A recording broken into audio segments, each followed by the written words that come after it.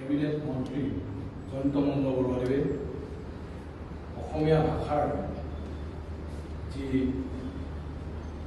মুকুট, যাক আমি মুকুটৰ আখ্যা লৈ যাওঁ, হেমকোষৰ প্ৰণেতা হেমচন্দ্ৰ বৰুৱাৰ পৰিয়ালবৰ্গ মুখ্যমন্ত্ৰী যেনেকুৱা তেওঁ জয়ন্ত মল্ল বৰুৱাৰ কথাষাৰ প্ৰয়োজনীয়তা অনুভৱ কৰা নাই।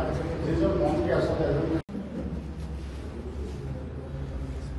ইয়াৰ পাছতে ইয়াত উপস্থিত বিভিন্ন দল সংগঠনৰ নেতৃবৃন্দৰ লগতে সাংবাদিকসকলক কলা বেজ প্ৰদান কৰিবৰ কাৰণে আমাৰ দুলীয়াজান প্ৰেছ ক্লাবৰ কৰ্মকৰ্তাসকলক অনুৰোধ জনাইছোঁ। অসম চৰকাৰৰ এগৰাকী অত্যন্ত দায়বদ্ধ দায়িত্বশীল জ্যেষ্ঠ মন্ত্ৰীয়ে যেতিয়া সাংবাদিকসকলক তুচ্ছ তাচ্ছিল্য কৰে, শ্ৰেণী বিভাজন কৰে, এনেকুৱা ধৰণৰ কথা বতৰাই গণতান্ত্ৰিক ব্যৱস্থাটোৰ প্ৰতি কিন্তু অশনি সংকেত আনিছে। আৰু আটাইতকৈ আশ্চৰ্যজনক কথা, যি আমাৰ জাতীয় জীৱনৰ অমূল্য সম্পদ ভাষা ৰোজা হেমচন্দ্ৰ বৰুৱাদেৱৰ পৰিয়ালৰ বংশবিত্ত বিচাৰি যেনেকুৱা ধৰণৰ তেওঁ লম্পজম্প কৰিছে, এই কথাবিলাকে কিন্তু অসমৰ সমাজ জীৱনৰ কাৰণে কিন্তু একদম শুভ লক্ষণ নহয়। আৰু আটাইতকৈ ডাঙৰ কথা, আটাইতকৈ সক্ৰিয় বা বিভিন্ন ক্ষেত্ৰত শ্ৰেষ্ঠ মুখ্যমন্ত্ৰী বুলি জাহিৰ কৰি অহা ডক্টৰ হিমন্ত বিশ্ব শৰ্মাই কিন্তু এতিয়ালৈকে সাংবাদিকক অপমান কৰা, অসমৰ পুৰোধা জাতীয় জীৱনৰ হেমচন্দ্ৰ বৰুৱাক অপমান কৰা, অসমৰ সমাজ জীৱনক অপমান কৰা এই কেবিনেট মন্ত্ৰীগৰাকীক কিন্তু এতিয়ালৈকে তেওঁ কিন্তু অপমান কৰিবৰ কাৰণে কোনো ধৰণৰ ব্যৱস্থা কৰা নাই। এই কথাটোৱে টাই আহোম ছাত্ৰ সন্থাই কিন্তু আচলতে আমি লগতে সমগ্ৰ অসমক লজ্জিত কৰিছে। আমি সদৌ টাই আহোম ছাত্ৰ সন্থা ডিব্ৰুগড় জিলা সমিতিয়ে আজি সাংবাদিকসকলৰ যি প্ৰতিবাদী কাৰ্যসূচী কলা বেজ কৰি পৰিধান কৰা যি প্ৰতিবাদী কাৰ্যসূচী, এই কাৰ্যসূচীত পূৰ্ণ সহযোগিতা আগবঢ়াইছোঁ। আহিবলগীয়া দিনত পূৰ্ণ সহযোগিতা কৰি আমি আগুৱাই যাম। আৰু এই বিজেপি চৰকাৰখনৰ দিনত যে সাংবাদিক হওক, অসমৰ সংস্কৃতি কৃষ্টি কলা কৃষ্টি সুৰক্ষিত নহয়, গণতান্ত্ৰিক ব্যৱস্থাটো যে আহিবলগীয়া দিনবিলাক সুৰক্ষিত নহয়, এই কথাটো প্ৰমাণ কৰি দিছে। আৰু আহিবলগীয়া দিনবিলাকত আমি এই জয়ন্ত মল্ল বৰুৱা যিগৰাকী বিতৰ্কিত ব্যক্তি, এইগৰাকী ব্যক্তিক আমি ৰাজহুৱাভাৱে ক্ষমা খুজিবৰ কাৰণে আমি দাবী জনাইছোঁ। আচলতে আজি এটা বৰ দুখৰ দিন অসমৰ বা দেশৰ গণতন্ত্ৰৰ ব্যৱস্থাটোৰ প্ৰতি, অসমীয়া ভাষাৰ প্ৰতি।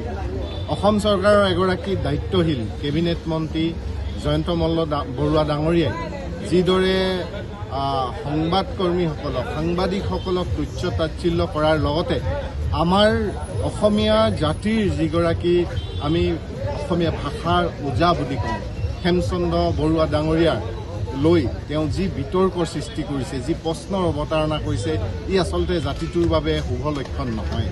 আৰু সংবাদকৰ্মীসকলক যিদৰে তুচ্ছ তাচ্ছিল্য কৰিছে, আচলতে এগৰাকী দায়িত্বশীল মন্ত্ৰীয়ে মুখত সামন্তযুগীয় কথা প্ৰকাশ পাইছে। আচলতে তেখেতৰ গোটেই মানসিকতাটো এই কথাই প্ৰকট কৰি তুলিছে। আজি আমি ইয়াৰ প্ৰতিবাদ কৰিছোঁ দুলীয়াজানত, দুলীয়াজান সন্মিলিত সাংবাদিক মঞ্চ আৰু দুলীয়াজান প্ৰেছ ক্লাবৰ উদ্যোগত অনুষ্ঠিত এই প্ৰতিবাদী অনুষ্ঠানত দুলীয়াজানৰ সকলো দল সংগঠন আৰু ব্যক্তিসকল ওলাই আহিছে আৰু সংবাদকৰ্মীসকলৰ কাষত থিয় দিছে। অনাগত দিনত যদি জয়ন্ত বৰুৱা ডাঙৰীয়াই সামাজিকভাৱে ৰাজহুৱাভাৱে ক্ষমা নোখোজে, এনেকুৱা ধৰণৰ জাতিৰ ওপৰত, ভাষাৰ ওপৰত বা সংবাদকৰ্মীৰ ওপৰত এনে তুচ্ছ তাচ্ছিল্য কৰাৰ বিৰুদ্ধে আমি সকলোৱে, অসমৰ ৰাইজে, সংবাদকৰ্মীসকলে আন্দোলনমুখী হ'বলৈ বাধ্য হ'ম। আমি আজি অলপ দিনৰ পৰা আমি পৰিলক্ষিত কৰি আহিছোঁ যে বিভিন্ন সময়ত আচলতে সংবাদদাতাসকলক আচলতে সংবাদ বেন পাতি আজিকালি মুখ্যমন্ত্ৰীয়ে হওক বা তেওঁ কেবিনেটত থকা মন্ত্ৰীবিলাকে হওক সাংবাদিকসকলক আচলতে বিভিন্ন সময়ত অপমানসূচক মন্তব্য প্ৰদান কৰি আহিছে। গতিকে ইয়াত বৰ বেছিকৈ নকওঁ, আচলতে মুখ্যমন্ত্ৰীজনেও আমি আচলতে দেখি আহিছোঁ যে বিভিন্ন সময়ত সাংবাদিকসকলৰ মাজত আচলতে যেতিয়া তেওঁক আচলতে কিছুমান প্ৰশ্ন কৰিবলৈ যায় তেতিয়া আচলতে তেওঁ ধৰ্ম বিভাজনৰ দৰে তেনেকুৱা কিছুমান পদ্ধতি অৱলম্বন কৰে। আৰু সেই তাৰ পৰাই আচলতে মুখ্যমন্ত্ৰীৰ পৰা শিক্ষা লৈ তেওঁ লালিত পালিত এইকেইজন মন্ত্ৰীয়ে আচলতে আমি দেখিছোঁ যে খুব মানে সময়ে সময়ে আচলতে সাংবাদিকসকলক তেওঁলোকে অপমানসূচক মন্তব্য প্ৰদান কৰি আহিছে। গতিকে চন্দ্ৰমল্ল বৰুৱাকে ধৰি বাকী কেবিনেটত যিমান আমাৰ মুখ্যমন্ত্ৰীকে আদি কৰি যিমানখিনি আজি মন্ত্ৰী আছে সকলোকে আচলতে আমি ইয়াৰ পৰা আচলতে আমি সকীয়াই দিব বিচাৰিছোঁ। অসমীয়া যুৱ মঞ্চ দুলীয়াজান আঞ্চলিক সমিতিৰ তৰফৰ পৰা আমি সাংবাদিকখিনিৰ লগত সকলৰ লগত আমি আছোঁ আৰু সদায় থাকিম। আৰু জয়ন্ত মল্ল বৰুৱাই আচলতে ইয়াৰ আচলতে ৰাজহুৱাভাৱে ক্ষমা খোজক আৰু ক্ষমা খোজাৰ লগতে আচলতে প্ৰতিজন মন্ত্ৰী আচলতে সাংবাদিকসকলক এনেকুৱা আচলতে অপমানসূচক মন্তব্যৰ পৰা অনাগত দিনত বিৰত থাকিবলৈ আমি অসমীয়া যুৱ মঞ্চ দুলীয়াজান আঞ্চলিক সমিতিৰ তৰফৰ পৰা সকীয়াই দিওঁ।